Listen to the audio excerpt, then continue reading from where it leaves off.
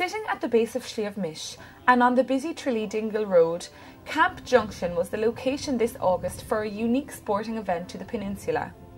The annual harness racing meet forms part of a busy calendar of events organised by an active local community. The races are held on a purpose-built track in a field to the rear of Fitzgerald's Junction Bar. Scroggall's local reporter Bridget O'Connor went along to find out more about the event. Bridget O'Connor here. We're here in camp today. Beautiful day, sun shining for the harness racing. And I have here with me Jimmy O'Dwyer, who's the chairman of the local committee who are organising this wonderful event. Hi Jimmy, how's it going? Hi Bridget, how are you? Now Jimmy, give us a bit of what's going on today.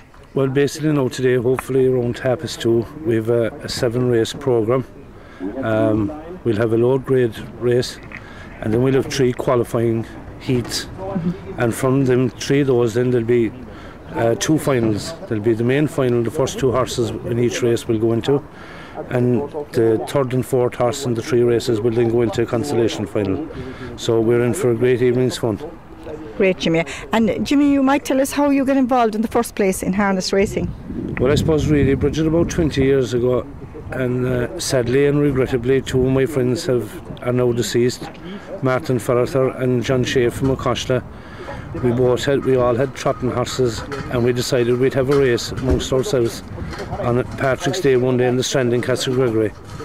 And the crack was good, I suppose, and a lot of people joined in with us. So then for a few years we'd go around to the different beaches on a Sunday. We might be in camp this Sunday in Castlegregory, Inch, Ventry, Ballyferreter, and we had a great time.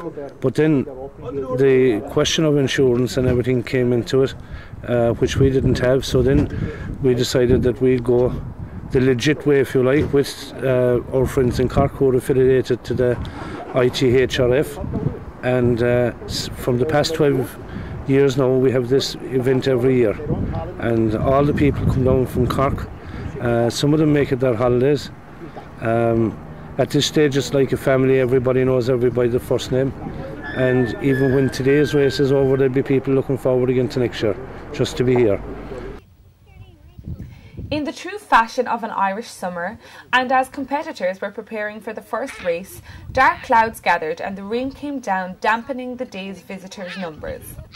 Bridget talked to one of the more hardy competitors about the sport of harness racing and its present status. I'm going to be talking now to a gentleman called Tommy Doyle, and Tommy is from Dublin. Hi Tommy. How are you? It is a very dangerous sport, so I took down to camp as usual, an annual event. I support it every year. It's one of the up-and-coming sports. It's not too well advertised or promoted. I said it's a sport for the ordinary person because it's an affordable sport. We'd like to see more people get into it. So get a bit of support maybe from the government, whatever. Like, we have a few hard tracks around, but these places, they're the backbone of it. And they need to get support, maybe a bit of support from the government. We know things are tight, but maybe they might squeeze a few back for us from somewhere. Yes, I've been to racing the last 40 years. I love it. I've been lucky enough over the years to have a couple of good horses. We carry the flag in Ireland and Wales and Scotland, and maybe in the coming years we might be able to take on Europe. I've been to Canada. It's huge in Canada. It's bigger than the thoroughbreds over there. We've raced in Ireland in one of the main tracks in Dundalk. Unfortunately, they don't seem to want us. I think they're afraid of us because we are a young sport. We might take over from them someday, as they have done in the States and Canada and Australia. So please, God, maybe with a little bit of support, we might get this really off the ground. This event has forged a strong link with the community of West Cork, who have a strong tradition of harness racing themselves. They have made the camp meeting an annual pilgrimage, and Scrogall talked to one regular visitor about her own personal experience of harness racing. I'm now joined by Amy Enright and her children, and Amy is from West Cork and she's a jockey in the harness racing, so I'll let her explain herself what it's all about. Hi, how are you doing? I'm Amy Enright. I'm up for the races in camp again this year. We've never missed camp races. It's a fantastic event. When we started coming here first, we used to come down on a Thursday and have basically party Friday night and Saturday night and race again on Sunday. So we'd never miss it. It's a fantastic family event. As you can see, the setting is beautiful. It's relaxing in itself just to come down here. Amy, how did you actually start racing in the first place? Years ago, I think back in about 1994 or 95, I just started going to the races with my parents. And I met my husband at the time there, and he basically got me into the sport. And what are the highs of racing and what are the lows? I would like to kind of tease out. Are there some dangers? Oh, absolutely, horrific dangers. There's nothing worse than an accident. I've broken plenty of bones in the accidents in the racing. And with the sulkies especially, you have, as you know, a little cart behind the horse, so it's very hard to not come in contact with other people's horses and other sulkies at times. And if you have a faller in front of you, it can be very hard to get out of the way. But nothing beats the feeling of first past the post. It's a fantastic feeling.